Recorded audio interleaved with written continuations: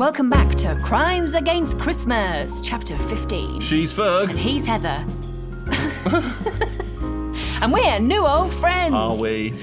Really not long now until Christmas. Get that shopping done. Shop small and local if you can, please. We're picking up the story with 4 deaths on the island and tempers are starting to fray. Let's see what happens next. Chapter 15. Chemistry Abounds.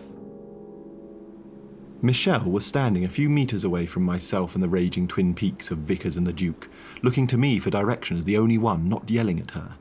I tried my best to explain the situation calmly, which is easier said than done when attempting to communicate over a distance with 2 men shouting accusations either side of you. Don't worry, Michelle. I think Father Vickers and his Grace are just very tired, stressed, and being a bit silly. With the Lord as my witness, I am not being silly. I was a prison pastor for a year, so I can spot a wrong'un. Betty, Criminy, Drummer, and now the Princess are dead, and the Duke here is my #1 suspect. What bloody rot! It's this brainwashed zealot who's the murderer, exacting some bloody judgment of the Lord or some other such hogswill. He basically admitted it, didn't he, Artridge? Michelle looked at me. Is that true, Mr. Artridge? Her eyes were wide and filled with fear beneath her chestnut fringe.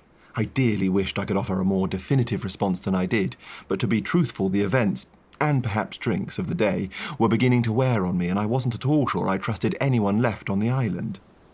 Well, not really, no. Well, not in as many words. Father Vickers and the Duke both said some things, which, taken the wrong way, I suppose. I mean, certainly food for thought, but nothing for you to worry about, I'm sure. As I feared, my wishy-washy wavering didn't achieve the desired result and, in fact, merely served to send Michelle's decibel levels up into the range Vickers and Richtenstein had made their home. What? Nobody is making any sense, so will everybody just stop shouting? There was a certain irony to the volume she delivered her plea for quiet, but it had the desired effect. In what felt like another lifetime, I'd witnessed how quickly a mother's tongue had cowed the man mountain Jimming McMickle, and Michelle's admonishment did the same for the men ranged before her. 3 mouths closed in unison, and 6 eyes went to the floor. Quarrelling quelled, Michelle asked us if we'd seen Turtle recently. I looked up to see the fear back in her face, her cheeks bunched around her eyes and the skin braced tight against the cold air, but also, I fancy, in an attempt to cover her true feelings. I don't know where he's got to. I got worried, so I started to look for him. Then I looked out the window and thought I saw him here with you lot, but it was just one of them statues. She gestured behind the bench. Are you sure you haven't seen him? Not since our brunch and the princess's, I longed to be able to find a pleasantly vague euphemism with which to end my sentence, but my mind was blank and I finished lamely with Princess's, death. I assumed you 2 left together. We did. We went straight back to our room. But then he went to get us some food so we wouldn't have to leave, and he didn't come back. I'm scared. Her face began to crumble in on itself, and she raised a hand to cover her mouth, desperately trying to control her emotions. But a small sob broke free, and with it, Vickers and Richtenstein were released from the spell her outburst had cast, both clamouring once more. You've nothing to be scared of on my account, but you'll be wanting to talk to the bloody priest if you ask me. Me? This old demon probably drugged his snack. Where is he, you hellhound? I couldn't listen to another round of accusation and counter-accusation and grabbed each of them by the shoulder as firmly as I dared. Vickers hardly had the body of an Adonis, but the Duke had a shoulder apparently created from entirely misshapen nuts and bolts. I gave the pair a sharp shake to accompany my rebuke. Stop it, both of you! Michelle is upset enough already, and neither of you are helping. If you're both so certain of the other's guilt, I suggest you head back to the house, grab some provisions from the kitchen, tasting one another's, and avoid one another thereafter. Go! To my disbelief, they both accepted my decree and began to make their way to the house. Vickers even reached out a hand to steady the Duke as he stumbled on a tuft of grass in the lawn. Michelle and I also made our way back to the house, but headed to the rear door away from the main entrance. She was visibly shaken, and Vickers and Richtenstein's words were clearly still in her thoughts as she asked me, Do you think either of them are right, Mr. Artridge? Is one of them the killer? Surely they wouldn't have the strength to throw Mr. Criminy from the tower, would they? I don't know what to think, Michelle, I replied, and I was being truthful too. I was still lost in my search to identify the killer. Granted, I had a semi-plausible theory about the victims representing the 7 deadly sins which might implicate Vickers, but isn't the point about their sins that they are more or less present in everyone at different times, so why should he snap now? The recent notion of the killer using drugs would explain something which had been bothering me since I saw Drummer's body. The oil magnate's nails were still perfectly manicured. If he'd been in a fight for his life, wouldn't you expect at least one of them to be chipped? That alone was enough to convince me that the Duke's testimony of the use of phosgene in Fuctofino's death was worth taking seriously, even if I didn't believe the culprit he suggested. In fact, as I've said, drugs and poisons opened up a whole host of other possibilities, including even my present companion Michelle with her tear-ringed eyes. Could this be an act to throw me off the scent? Maybe she and Turtle were in it together and his disappearance was also part of the ruse. It would explain how she could be in the corridor so quickly after Criminet's fall. I decided to try again to draw out some information from her, without risk of interruption. I cast out my lure. To be honest, Michelle, I'm not quite sure I fully understand what was being said. What do you mean? She sniffed one final time, regaining her composure with a speed which I couldn't tell if it was suspicious or just the capricious nature of women. Dash difficult for a chap to chart the waters of female emotions, possessed as they are with hidden depths in places us men have all too easily exposed shallows. But I mustn't get distracted from fishing for information. My lure was cast, it had her attention, so I gave it a little jiggle. Well, the Duke said something about the smell of hay around the princess before she died, and he said it proved she was using phosgene, I think, but I don't have any way of knowing if that's true. Bingo! I'd hooked a big one. The thing about clever people is they can't resist an opportunity to show you just how clever they are. My simple ruse outed young Michelle as quite the scientist. It is true. You smelled it too. I began to reel her in. Gently, gently, Artridge. What? No. And it's pronounced phosgene, not phosgane. She corrected my deliberate mistake. It does smell of hay. He was right about that. Oh, I see. Well, that's interesting. How do you know about phosgene? I worried for a moment I'd tugged too hard on the line with that one, as she stopped walking and looked at me, deciding whether to go on. Thankfully, her pride won out over her prudence. Phosgene, Mr. Artridge. I'm an assistant at the local pharmacy back home, and my boss makes me read up on all sorts. He says we have to know everything that's out there in order to put our patients first. They're our customers, I try and tell him, not our patients. But then he said it's the same thing, and not to try his patients, which I thought was quite funny, but he didn't laugh. Really? So you know a lot about drugs and chemicals and that sort of thing? Yeah, it's how I met Turtle. He came in looking for something to help with the joint pain he gets sometimes. The mention of Turtle crumpled her face once more. Oh, Terry, here I am boasting about my job when Terry is out there somewhere lost or worse. Calm down, Michelle. It's okay. I'm sure we'll find him together. We'd reached the door. I took hold of the shapely brass knob and swung it open. I intended nothing more than the common courtesy of allowing the lady to enter first, but it inadvertently became an act of great showmanship, as on the other side stood young Mr. Dove in his blue suit. His arms were bulging with his haul from the kitchen. Bread rolls, boiled eggs, a couple of bottles of dark beer, and an entire wheel of cheese wrapped in muslin. On his face he wore a confused look, which transformed into a sheepish grin when he turned to the door and saw his beloved. "Shell, there you are! Sorry, Duchess, I went to get some grub and that, and on the way to the kitchen it was dead simple, but I must have gone through a different door on the way back because I ended up in this massive corridor with loads of doors and that. I kept opening the doors, which didn't go anywhere, and then I ended up back here." The reunion of Turtle and Michelle was what one might expect from a couple with their dynamic. They shared an embrace, made awkward by the supplies he'd bundled in his grasp, and then Michelle promptly pulled away and punched him on the arm for worrying her so. There followed much good-natured grovelling apologies, earnest forgiveness, and even another abortive poem from Turtle before they remembered they weren't alone. Terry was adamant the back passages were a labyrinth that not even Theseus with Ariadne's string could navigate. The classical reference is mine, not his. He said, "It's proper crazy, nobody could never find the way out of there." But after a few wrong turns, we found our way back to the kitchen, where I filled my own pockets with a morsel or two, and from there I remembered the winding route back to the Great Hall. The hall wasn't looking quite as festive as it had the night before. Elements of this morning's fateful brunch lay hurriedly discarded in our haste to put as much distance between ourselves and Fuctofino's final dance as possible. The only light in the room was coming from the candles which were burning low on the grand mantelpiece. I thought I should snuff them out as we passed along before the flames reached the greenery dotted with decorations strung along the shelf. As I extinguished the candle closest to our entrance, Michelle grabbed my upper arm and whispered, "Stop! Someone is over there! Look!" Sure enough, there was a figure hunched in the same rococo chair from which I'd been the audience for Lord de Planis' homage to his first meeting with Turtle. The light thrown by the candles was not enough to counter the dim glow of moonlight streaming through the window behind the seated figure, leaving them silhouetted and unrecognisable. "Do you think it's another victim, Mr. Artridge?"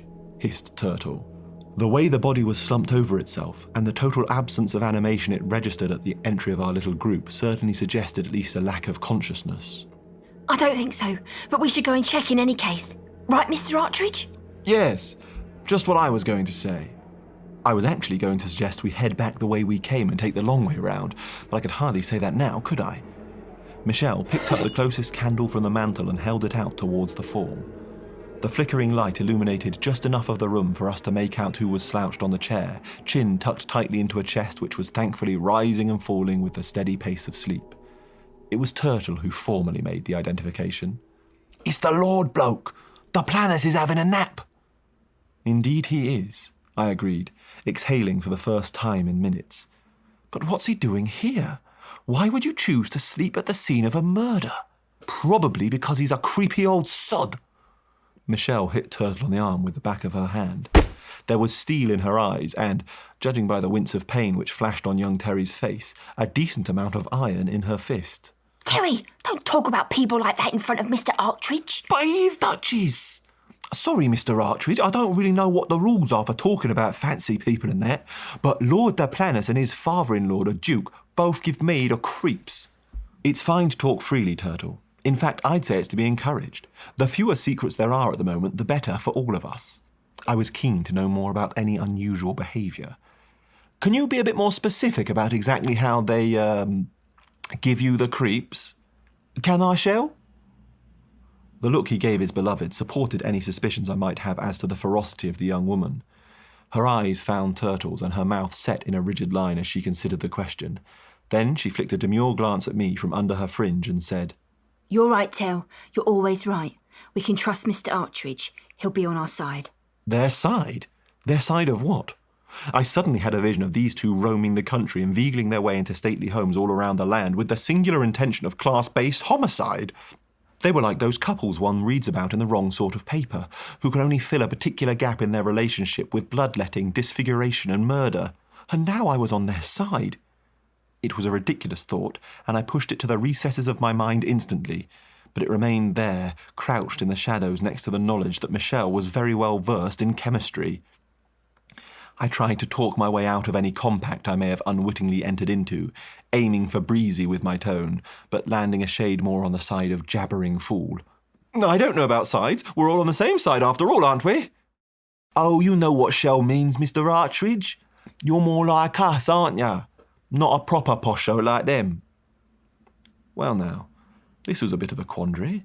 If these two were indeed a pair of murderous Robin Hoods killing the rich, I'd no desire to be on their list of poshos, but I was wary of aligning myself too closely with them at the same time.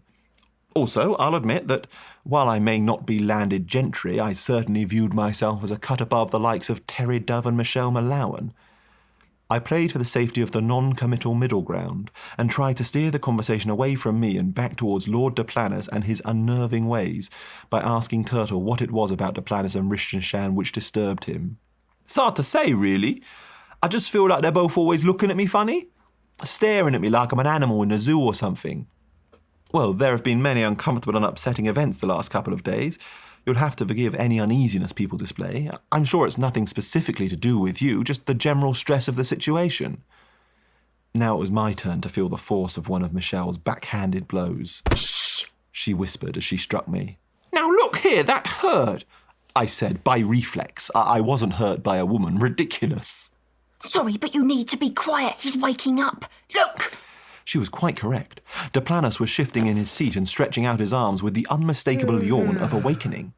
The poor bugger must have had quite the fright to blink open his eyes only to find three pairs staring back at him by candlelight. If the tableau was shocking, he masked it well. He gave a couple of smacks of his lips, a rub of his face, and drowsily took us in. Then he began to converse as if this was the most natural way in the world to wake up. Ah, Artridge, good evening. Turtle, Michelle. What a horrible turn of events this has been. 4 people. 4 people dead in my house. 4. He pointed to himself, then Michelle, Turtle, and finally me, counting with each prod of a finger. 1, 2, 3, 4. All dead in my house, and at Christmas too. His speech was slow, and he moved as if the air was made of treacle. This man had been drinking deeply. I didn't blame him a jot. Come to think of it, a little nightcap would be most welcome. It had been a while since I'd left my cosy parlour cocoon with its agreeably well-stocked sideboard. I cast a glance to the little table next to his lordship, but the decanter was empty. Probably for the best, I thought to myself. On reflection, I'm not sure I'd want to drink from any open containers that had been left lying around to have who knows what added to them. I was heartened to remember that I still had the remains of the McMickle's dusty bottle of Dewars at the bottom of my luggage, waiting for me back in my room. It's terrible, your lordship, but there's little we can do at this hour. I think it's best we all retire to our rooms and sleep with our doors firmly locked. Yes, you're probably right. Good man, Artridge. That's what you are. A good, noble man. He began to rise out of the chair, but stumbled slightly. Turtle lunged forward quickly to arrest his fall when the Lord straightened up and clasped Turtle's cheeks in both his hands and stared at him with such an intensity his left eye began to twitch. Duplantis' face was pinched, but his voice still had a dreamy, friendly quality, filled with more warmth than I'd heard from him before. Tell me, Turtle. You don't mind if I call you Turtle, do you? Of course you don't. Tell me, Turtle, Mr. Turtle, can you roll your tongue? Turtle was, not unreasonably, discomfited by the strength of the Lord's grasp and the proximity of their faces. I saw his neck muscles straining to extricate his head, but Duplantis' grip held firm. What did you say? Your tongue, boy. Can you roll it? Curl it in on itself? By now, a combination of confusion, fear, and embarrassment had Turtle looking as if he was about to burst into tears. Michelle tried to break whatever enchantment was being worked on Duplantis by drawing his attention to her. Do you mean like this, your lordship? She stuck her tongue out and twisted it in such a fashion that she'd made a tunnel from its sides, creating a sort of meat straw one could imagine exotic animals using to funnel insects into their mouths. I think I can do it. Duplantis' eyes never left the boys as he dismissed her efforts. His voice no longer had the languid delivery of a fond drunken uncle, a drunkle, if you will. Now it was hard-edged and clipped. Can you? Fascinating, I'm sure, but I was asking Mr. Dove here. Can you do it, Turtle? Turtle extended his tongue, so its tip was almost touching the nose in front of him and curled the sides up and towards each other to create his own funnel of flesh. Is this it, sir? I couldn't watch this bizarre exchange any longer and placed a hand on Duplantis' shoulder, tugging him slightly towards me. Are you feeling okay, Lord Duplantis? The peer's eyes finally broke off their fierce stare, flicked down his nose to take in the act of oral origami Turtle had achieved and began blinking. His entire face relaxed. Colour rushed into his fleshy cheeks and he shook his head as if trying to dislodge water from his ears. He looked at his hands either side of Turtle's face like he had no idea how they'd got there and pulled them away as one would from a hot stove. He stroked himself down his chest and took a shuffling step backward, then pivoted and made his way to the door with the same bumbling gait which I had first seen him enter this room, eyes down, scuffling steps, pausing every so often to look up, baffled as to what direction he was travelling. He muttered to himself throughout his exit and threw some of his comments over his shoulder in the direction of our shell-shocked trio. Awfully sorry. Don't know what. Terribly tired. Dropped too much to drink, no doubt. Sorry again for acting strangely. Didn't mean to. Good night. Michelle put both her arms around her man who was stood stock still staring after Duplantis. He didn't take his eyes off the door as he numbly said to me, See what I mean, Artridge? Creepy. I'm inclined to agree, Turtle, but let's try not to worry about it tonight, eh? All we can do for now is retire to our rooms and lock the doors. There are only 2 more nights to get through, and then the boat returns, and we can all be shot of this. The 2 young lovers murmured their agreement, but I could tell they were scared. I suggested they take a candle each from the mantelpiece, so at least they'd have some light for their trip upstairs. Turtle surprised me by worrying that people might think he'd stolen it if a candlestick turned up in his room, but I assured him I'd vouch for his honesty, and that I doubted that any such minor crimes would be a priority once the authorities arrived. "That'll be good news for whoever nicked those decorations, then," he said as he and Michelle turned to leave. His comment set my investigative senses ringing. Was there a chance here that I was about to get an assist in solving the theft of the Fabergé bauble from a most unlikely source? I'd almost given up hope of the £200,000 on offer. "What did you just say?" "Well, just that someone's half-inched some of these decorations on the mantelpiece. But if you're right, they'll get away with it because of the murders and that." "Mantelpiece decorations? I'm not interested in them. Have you heard anything about a bauble?" I was tired and stressed, so my line of questioning was not subtle. "What are you talking about, mate? I haven't heard anything, Artridge. There are just less ornaments on that mantelpiece than when we arrived." Michelle gasped and drew her hand to her mouth. Oh my God, Terry, you're right. I scanned the top of the fireplace but couldn't see anything obviously out of place, so asked Michelle what made her so sure. She pulled a deep breath in and explained. Well, when we were having those welcome drinks, I noticed that there were 12 of them. It made me feel awful because I thought, I bet everyone was supposed to get one on Christmas Day, but I've ruined it by being the uninvited 13th resident. Now there are only 8. 8? I echoed dumbly. My mind was racing and looking at Michelle. It was clear she had had the same thought. Turtle was some way behind, though. Well, that's a bit funny, innit? Someone's nicked 4 decorations and there've also been 4 murders here. "Oh, bloody hell! You don't think—" I cut him off. "I'm afraid I think we do think that, Turtle." Oh my goodness! What do the missing decorations mean? Find out tomorrow, and remember, if you rate and subscribe to the podcast, it really helps us out. As does telling your friends. It's not too late to catch up with the story before Christmas. Bye!